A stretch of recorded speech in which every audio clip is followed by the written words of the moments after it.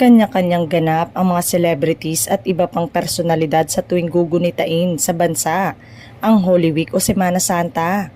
May mga nagpupunta sa mga tourist destination sa Pilipinas, samantalang ang iba naman ay lumilipad patungong iba't ibang bansa. Ang ilan naman sa mga artista ay mas gustong manatili na lamang sa bahay para makapagpahinga ng ilang araw, habang ang iba naman ay mas pinili pa ring magtrabaho dahil nasasayangan sila sa kanilang kikitain.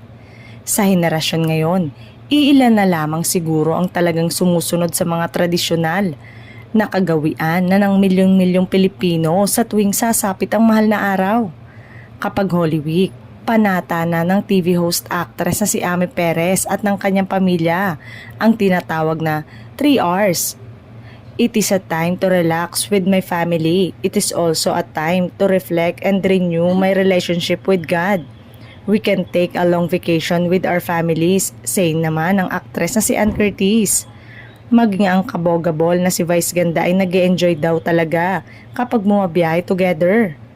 Minsan nagmomotor kami papunta sa mga lugar na gusto naming bisitahin. Parang mas more on ini-enjoy lang namin yung feeling na payapa sa paligid.